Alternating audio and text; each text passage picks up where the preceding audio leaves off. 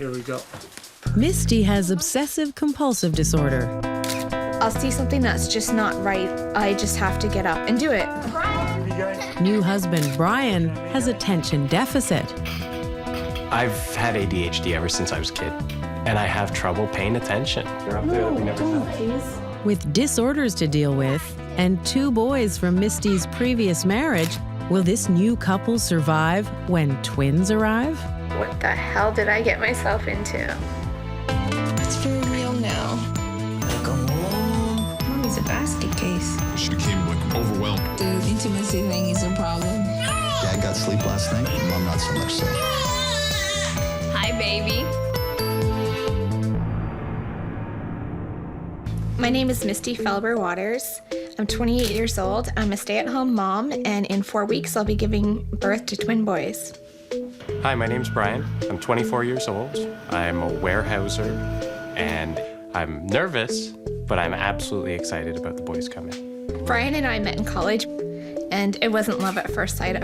We actually hated each other at the beginning. We ended up just going out together as friends by accident because, according to her, she asked the guy next to me if he wanted to go out, and I said sure, and then she didn't know what to say, so we went out. The thing with Brian and I is that we come from 2 totally different worlds. You know, he had a 7-bedroom mansion and I had a 2-bedroom townhouse. You know, he had a housekeeper, my mom was a housekeeper. I grew up going to church and my family's very strict. My grandparents are very strict Catholics, never missed a Sunday at church, so we come from 2 total different worlds. I was married when I was 20 years old, and Dutton will be 10 in April, and Adam will be 8. They're looking forward to the twins coming, although they won't admit it.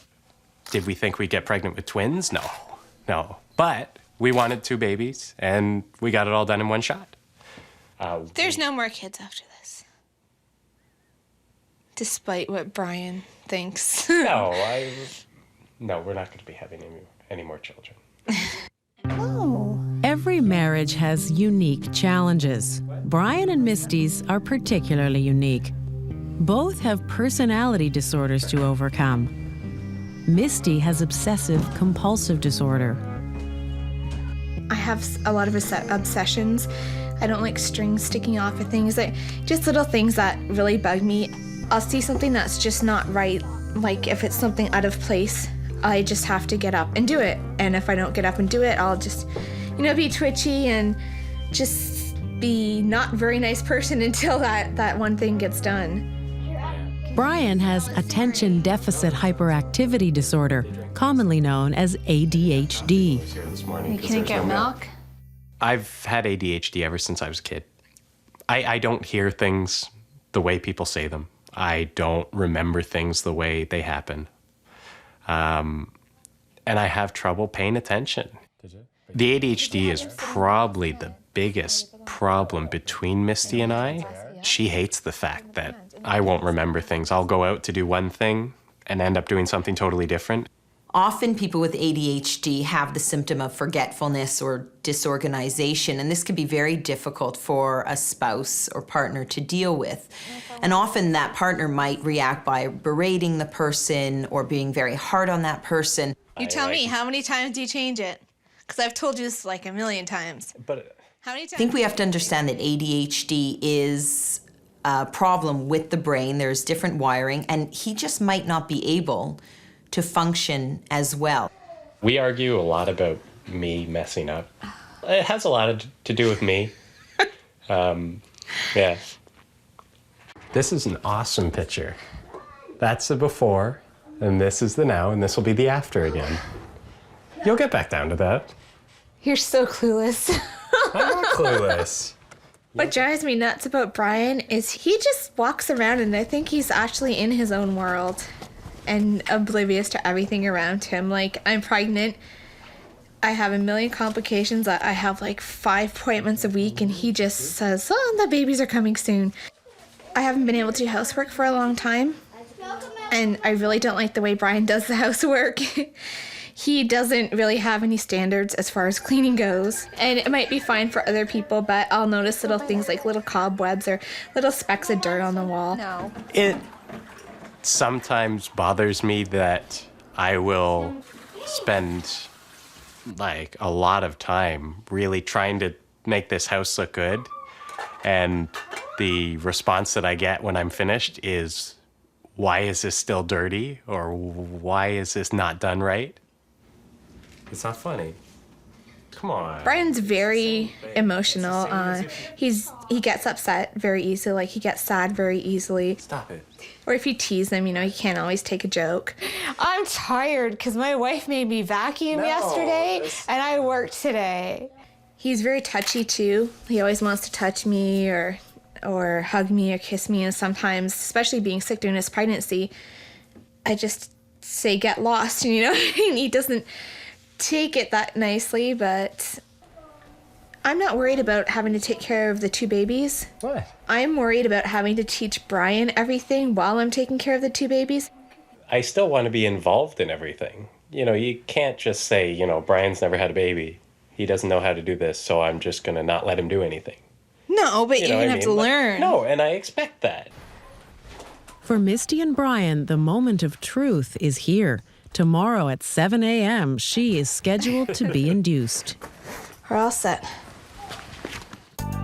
Coming up, the fights are forgotten when every new parent's worst nightmare occurs. Misty has 2 sons from a previous marriage. Just 1 year into her second marriage, she and new husband Brian are expecting twins.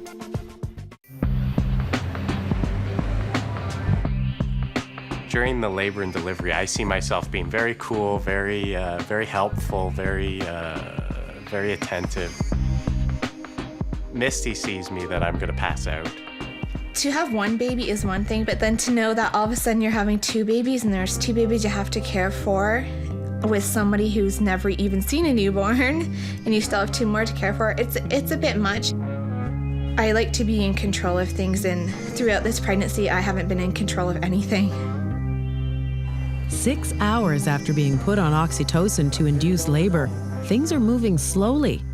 Misty has only dilated 3 centimeters. About 3 centimeters. If we go up with the oxytocin to what we consider maximum doses, we're having good, strong contractions and the baby's still not coming down, then that means this is cesarean section. There's no other way to get the babies out.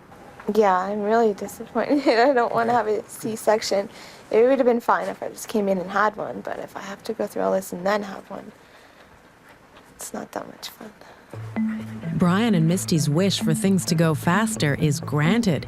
Less than an hour later, Misty is almost fully dilated and is rushed to the OR to deliver her twins. She's been in there maybe 20 minutes, something like that, 25 minutes. When Misty is finally wheeled out, everyone's joy is tempered with concern. The twins, Isaac and Malcolm, have low birth weights and are taken directly to the neonatal intensive care unit. Malcolm, the second-born, has breathing difficulties. Isaac was 5'16", and Malcolm came in at 5'9". Malcolm's breathing is a little labored, so hopefully he'll be all right. They said, there's no reason for us to panic right now. They said they'll tell me when I need to panic, but they said, traditionally with twins, one will do really well and one doesn't do as well. Are you dead? Who called you? Kathy. Did she? Are you dead yet? Yeah. Hey, congratulations. Isaac Joseph Felber Waters. Oh. This is my mom and my brother. Hi. Isaac's doing awesome. He's doing really well. He looks really good. Well, that's fine, but it's not the one I'm worried about. I know. I'm worried about the other one. I know you are. It's all right. Do you even call your mom? Why is she here? I didn't even get to see him. They just held him up and he was on the other side of the room. So I didn't even see what he looked like. By early evening, with both twins still in neonatal care, the strain is beginning to show. They just wrapped him up and his breathing looks a lot better. A lot better. Did someone say that or are you just saying No, that? he looks a lot better. He's not So sure. nobody said that? You're No, just I saying can't that. talk to anybody. I can't go in that room. I know, but don't tell me he looks better because you don't know. You're not a doctor.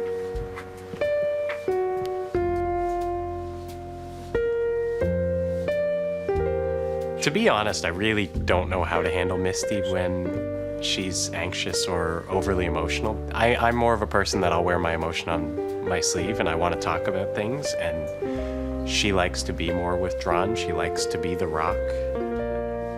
And if she does get really emotional, she wants space, and I try to give that to her, but most of the time, or some of the time, I suppose, I don't give her as much space as she probably wants. I don't know, whatever you want me to do. It's not my baby. I know you do. Can you go sit with Misty? Please? Why? What do you mean why? Because she's worried. Why not? Well, I can't tell her anything. I know you can't. I just want somebody to sit with her. I'm the only one who can tell her because I'm the only one who can find out what's going on.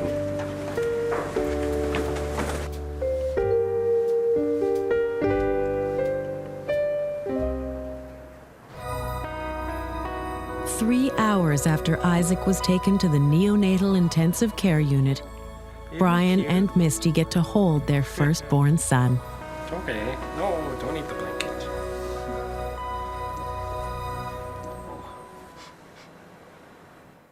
Coming up, Brian and Misty's elation is shattered when baby Malcolm develops a life-threatening illness. Brian and Misty's twins, Isaac and Malcolm, have arrived, but Malcolm is having difficulty breathing, and things are about to take a turn for the worse. In the middle of the night, baby Malcolm develops respiratory distress syndrome, a life-threatening condition for newborns. At 4 a.m., he is rushed to the neonatal care unit at McMaster Children's Hospital, over 40 kilometers away in Hamilton. He's currently on a machine called a CPAP. It's more or less there so that as he exhales, his lungs don't collapse. I'll just stand and let him hold my hand. The whole night was kind of almost like a sick blur. Like it was probably the most scary night of my life because I had no idea what was going to happen, but it did cross my mind that he might die. So that she can see for herself, Misty makes Brian film a video diary of Malcolm's progress. Later that day, Brian's tape is delivered to Cambridge Memorial Hospital. Misty watches the son she carried for 9 months, but has never held in her hands. It's really just 5. Go to the baby. Go to the baby. Sometimes it goes to 4. It doesn't even look like a baby. It looks like he's wearing a Halloween costume or something. He's just showing me everything wrong. So switching away from normal He wants your mommy to medical cry. tape and trying some. Oh, there's the baby. It's nice to see him, but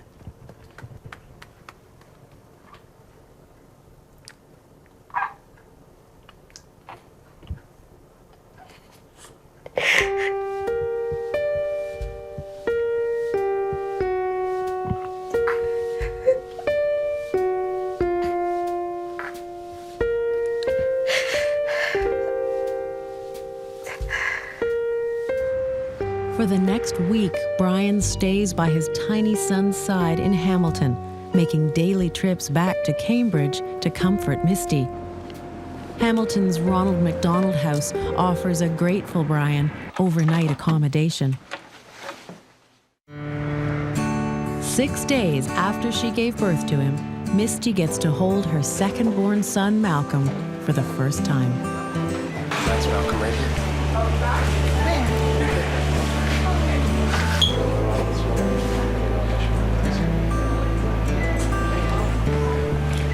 he's so cute. Yeah, it's nice to see him without the ID. It was a really nice time. And when he came out, when I got to hold him, it was amazing. It was like everything was okay again.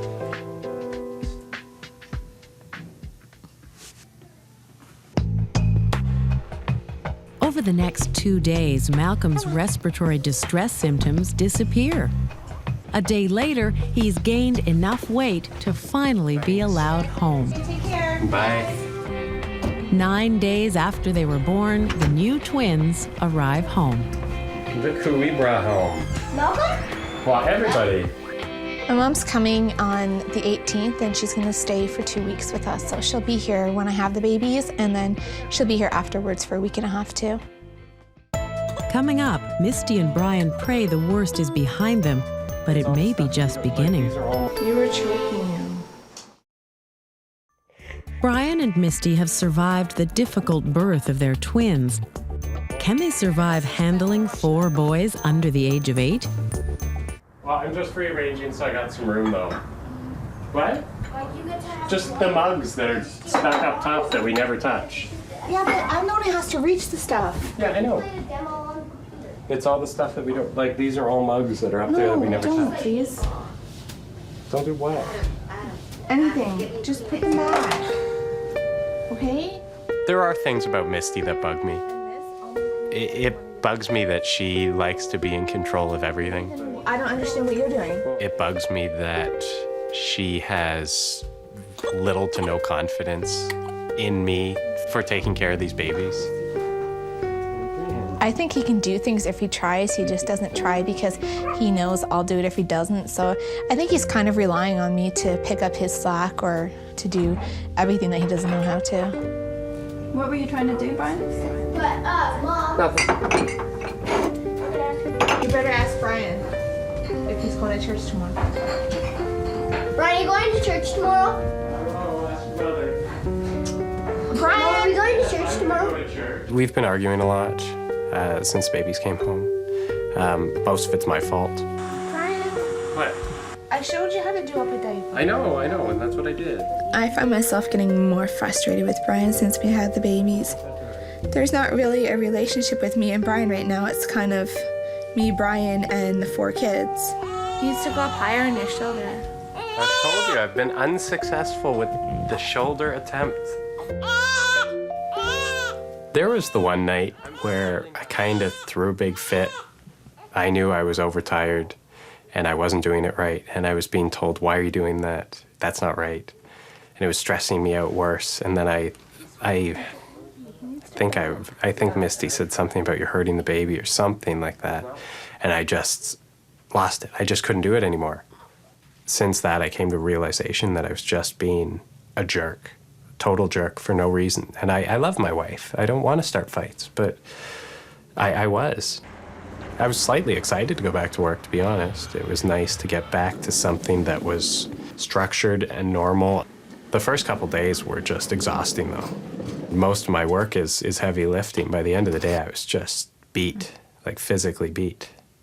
I didn't realize that I would have to do 6 loads of laundry a day. I didn't realize that just washing, sterilizing, and making formula would take over an hour to do that. So when it adds up, if I work a 12-hour day and come home and do 4 hours worth of cleaning, I'm done. And I have no energy to even stay awake to feed the babies. People with ADHD often need more sleep. So for instance, if someone's having a baby and their sleep is going to be disrupted, it's going to be very, very difficult. We probably argue almost every evening because Brian falls asleep during the feedings. Doesn't matter if it's 6 o'clock or 10 o'clock or, 12 o'clock, he falls asleep. Often when couples have different personalities, they can have a lot of conflicts. They need communication, but also they need to know their partner's limitations and accept them. You married this person. You know what their flaws or faults are. Don't have those expectations. Sometimes, for instance, women have expectations of their partners that are way too high. You gotta lower them a bit. If I knew that I was going to have to do it all by myself, why did I get married and decide to have kids? I could have been single and raised 4 kids on my own. Last week was the first time in our marriage that I ever thought, what the hell did I get myself into? A woman has to learn she's not the only one who can do something. She's not the only one who can care for the baby. He might not do it as well. He probably won't do it as well. But as long as he's safe, what's the difference? He needs to learn how to do it his way, and she needs to learn how to give up so much control over the child rearing. Despite their difficulties, Misty and Brian believe the same faith that supported them during the twins' difficult first weeks will also keep their marriage alive. Yeah, we'll be together. Well, don't say it like that. No, that was a terrible answer. No, I think it'll be a good marriage. I think when couples get together, they fulfill each other's needs. Sometimes it doesn't look like they're a good match, sometimes opposites attract, but we can't say what brings a couple together. I mean, there's always things you love about someone and you hate about them, but as long as you learn to live with the things that you don't like about them, couples can live happily ever after. We may possibly try IVF again to have more children. I know I had said before. If you got me a nanny. If I get her a nanny. I've never thought that our marriage would not survive. We're Christian. We don't believe in divorce. I'll be married to Ryan forever.